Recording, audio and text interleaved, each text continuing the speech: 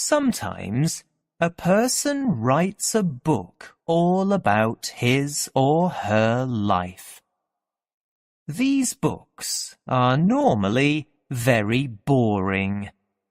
This is not one of those books. I do not want to write everything about me. But some things happened to me in my early life, and I did not forget them. They are not important, but I remember them 50 or 60 years later. Some things are funny. Some things are not nice. All of them are true. Chapter 1. The Start. My father, Harold Dahl, was Norwegian. He came from a small town near Oslo in Norway.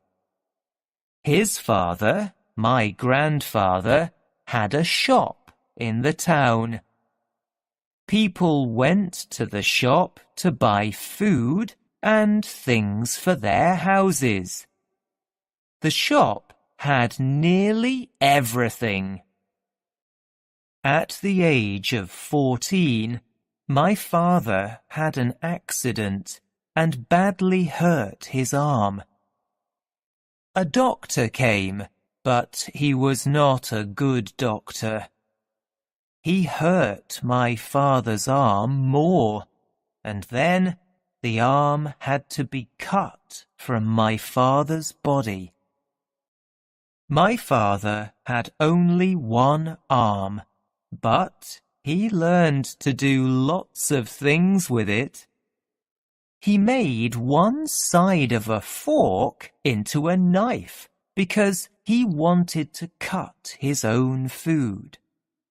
He took his special fork everywhere with him in a little bag. My father lived in a small town, but he wanted to see the world. He finished school and got a job on a ship. It took him to Calais in France. From there, he went to Paris.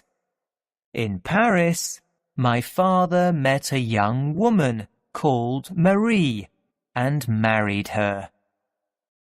At that time, many ships traveled across the world, and they needed fuel, food, and thousands of other things.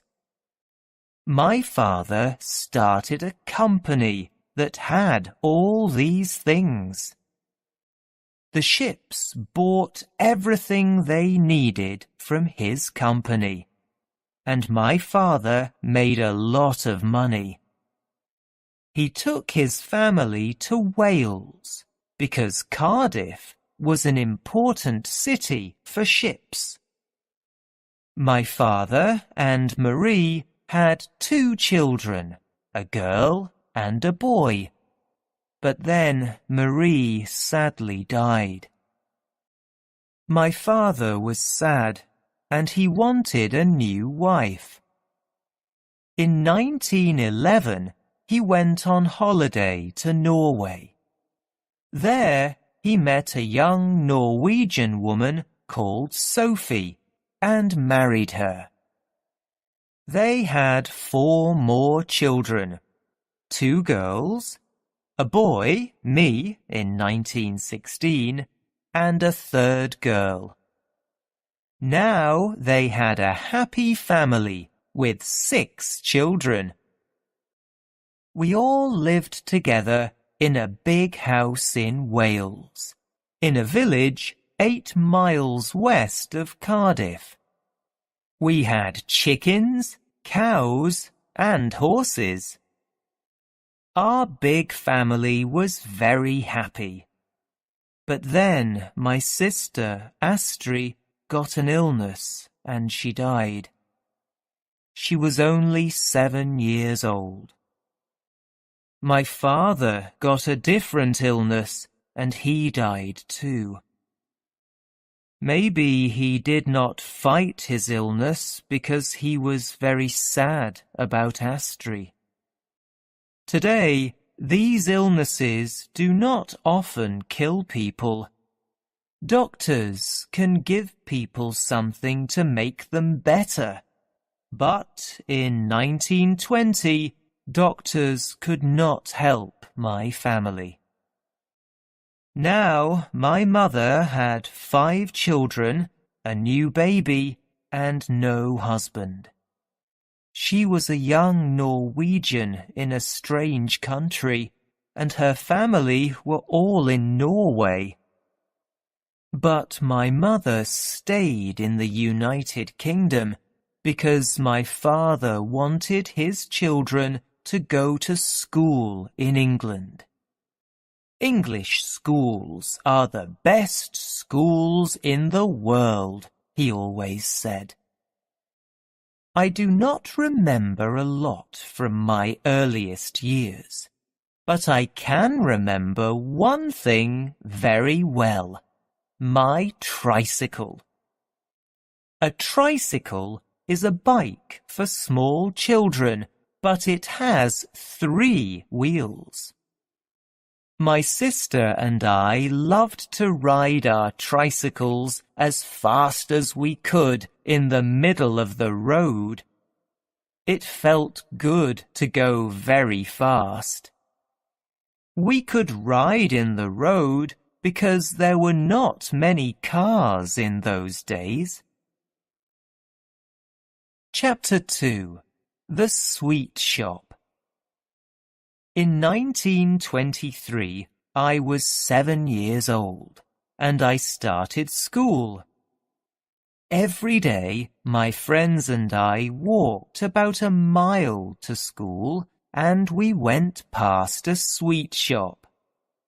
And every day, we stopped and looked at all the wonderful sweets in their jars.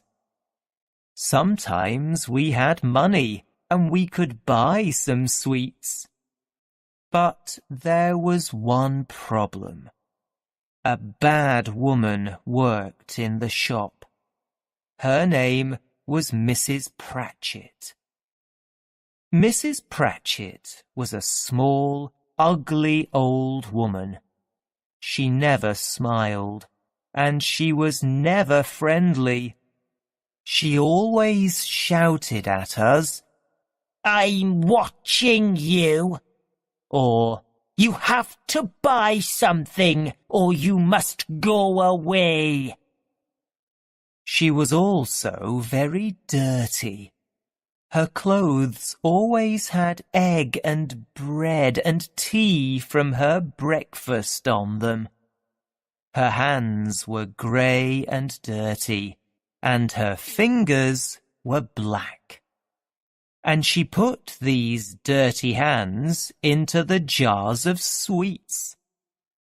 Of course, this did not stop us from buying the sweets, but we did not like Mrs. Pratchett. At school, my friends and I found a small place under the floor. We kept our sweets and other special things in it. One day, we found something new there, a dead mouse. "I have a plan," I said. "Let's put it in one of Mrs. Pratchett's sweet jars. She will put her dirty hand in the jar, and she will find a dead mouse." "Yes," my friends said, "we will do it today." "You must put the mouse in the jar because it's your plan." "I will ask for some yellow sweets," my friend Thwaites said. "They are at the back of the shop. Mrs. Pratchett will turn and get them. Then you can quickly put the mouse in the jar with the pink sweets in it." It's the nearest one to us. That afternoon, we walked into the shop. We were all very excited. Thwaites asked for his sweets, and Mrs. Pratchett got them for him. I quickly put the mouse in the jar with the pink sweets. Then Mrs. Pratchett looked at us with her ugly little eyes. "Only one of you is buying sweets. I don't want you all in here," she shouted. "Go away." We ran outside. "Did you put it in the jar?" asked my friends. "Of course I did," I said. I was happy, and my friends were happy too. "You were great," they said. The next morning, we walked past the shop and saw a message on the door. The shop was closed. We stopped. The shop was never closed at this time in the morning. We looked through the window. The jar was on the floor, and there was broken glass everywhere. The mouse was on the floor too, but we could not see Mrs. Pratchett. Something was very wrong. "Mrs. Pratchett had a shock," Thwaites said. "Shocks can hurt old people. Bad things happen to them." "What?" we said. "What happens to them?" "Their bodies stop and they die," Thwaites said. Then he said to me, "You killed her." "Me?" I said. "Why only me?" "It was your plan," Thwaites said, "and you put the mouse in the jar." I was a killer. At school, I felt bad. I am only 8 years old, I thought, because I wanted to feel better. No little boy of 8 kills anyone. It's not possible. The teachers sent everyone outside. I waited for the police to come and take me away. Mr. Coombs, the headmaster, came outside with a woman. It was Mrs. Pratchett. She was not dead. I was not a killer. The old woman looked at all the boys, and she pointed a dirty finger at Thwaites. "That's him!" she shouted. "That's one of them!" Everyone in the school looked at Thwaites. "That's one too," she said. She pointed a finger at me. Then she pointed at our 3 other friends. My 4 friends and I went to the headmaster's room. It smelled of tobacco. Mr. Coombs was a very tall man, and in his hands he held a long, yellow cane. I was very frightened of him and his cane. Mrs. Pratchett was in the room too, because she wanted to watch. "You," said Mr. Coombs. He pointed the cane at Thwaites. "Come here." Thwaites walked very slowly. He put his hands on the floor, and the headmaster hit his bottom with the cane. It made a loud noise. Little Thwaites flew in the air. "Ow!" he shouted. "Harder! shouted Mrs. Pratchett. The headmaster hit Thwaites 4 times. We had to watch and wait.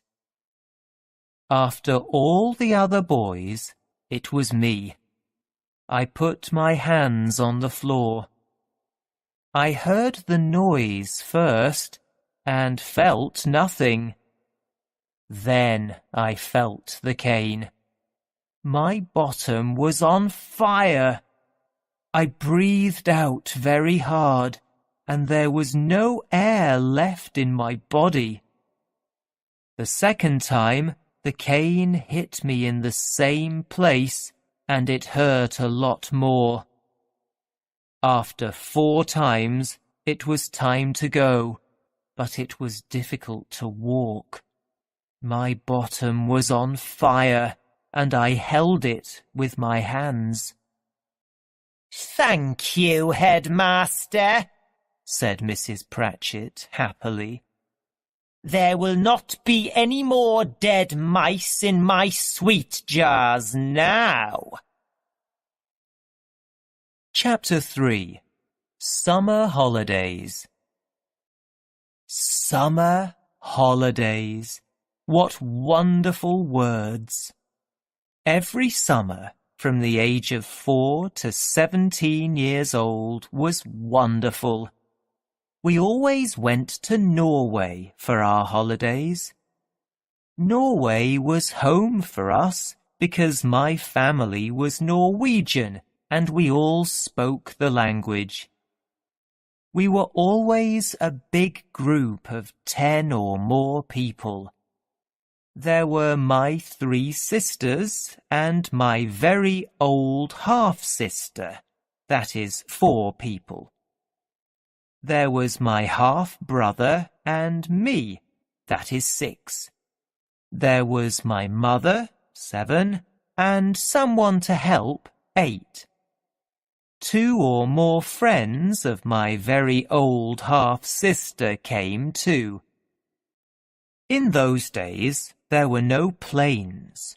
It took 4 days to go to our holiday in Norway. We went by train, taxi, a second train, a second taxi, ship, and then in a small boat. We always went to Oslo first. We stayed 1 night in a hotel and visited our mother's parents. My grandmother was a very old woman with white hair. My grandfather was very quiet. He always sat in a chair and smoked tobacco from a very long pipe. After the visit to my grandparents, we travelled to a little island. Its name was Tjøme, and it was the best place on earth. We went to the beach there. We swam in the sea and lay in the sun. We went to other islands in our little boat and ate fish from the sea. They were wonderful days. I remember only one bad thing about our holidays in Norway. One year, my mother said, "We are going to the doctor. He wants to look at your nose and mouth." "What's wrong with my nose and mouth?" I asked. I was about 8 years old. "Not a lot," my mother said, "but I think you have adenoids." "What are adenoids?" I asked her. "Don't worry," she said. "It's nothing." The doctor looked up my nose and in my mouth. I did not worry because I was too young to understand. Someone held a bowl under my face. The doctor had a very long knife. He put it in hot water over a fire to make it clean. "Open your mouth," said the doctor, but I did not want to. It will be quick, he said. I opened my mouth. The doctor's knife went into my mouth. It moved very quickly. The doctor turned it 4 or 5 times. Something red went from my mouth into the bowl. It was a shock. "Those are your adenoids," said the doctor. He pointed at the red things in the bowl. The top of my mouth was on fire. I held my mother's hand. How could someone do this to me? "You will breathe more easily now," said the doctor. My mother and I walked home. Yes, I said walk. There was no bus or car. We walked for 30 minutes. We got home to my grandparents' house and someone gave me a chair. "He can rest there for a few minutes," my grandparents said. This was in 1924. It was normal to cut a child's adenoids with no anesthetic in those days. Chapter 4. Boarding School. In September 1925, I was 9 years old, and it was time for me to go to boarding school. Children stay the night at boarding school and live there without their families. St. Peter's School in Somerset was the nearest English boarding school to our house in Wales, but it was across 15 miles of sea. This sea was called the Bristol Channel. For school, my mother gave me a very special new box. It was called a tuck box. Every child at boarding school has a tuck box. They are always closed with a key, and no teacher can look inside them.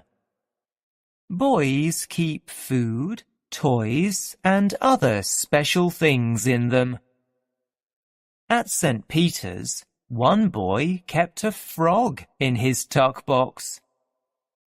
My mother travelled to St. Peter's School with me. We went to Cardiff in a taxi and then across the water by boat. On the English side, we went in a second taxi to the school. I had a new school uniform. All my clothes were new, and everything had my name on it.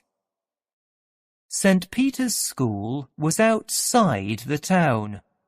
It had beds for 150 boys and rooms for the headmaster's family. There was a lot of grass outside for playing sport. On the first day, there were many boys and their families in front of the school. The very tall headmaster walked from group to group to meet the parents. "Goodbye, Mrs. Dahl," he said quickly. "It's time to go.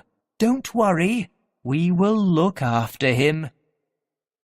My mother understood. She said goodbye to me and left in a taxi. The headmaster went to talk to a different family. I stood there with my new tuck box and began to cry. I was sad because I did not want to live away from my family. Life at St. Peter's School was difficult. The teachers were not friendly, and I was always frightened of the cane. We had to wash in cold water, and the food was bad. I wanted to go home and see my family. At night in bed, I always thought about my family and tried not to cry. They were across the Bristol Channel, and I could see the sea from my window. I always went to sleep with my face towards my family. I never turned my back towards them in bed. Mothers sent their hungry sons food every week. This made the headmaster happy because food was expensive. Send food as often as you like, once a week or twice a week, the headmaster always said. Your boy gets good food here, but food from home is always more special.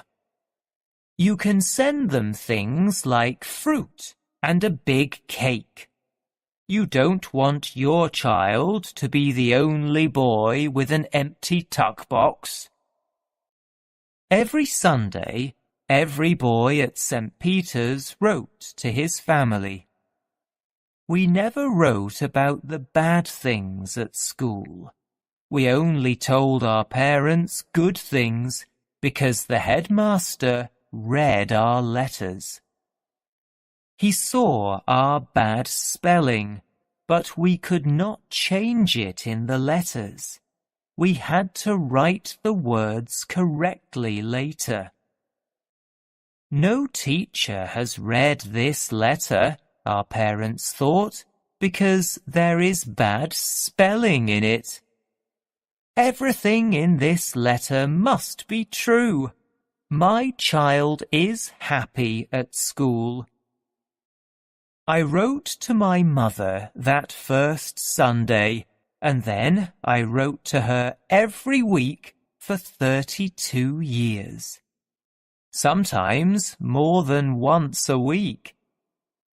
In 1957, she died, and I found more than 600 of my letters to her. She kept them all.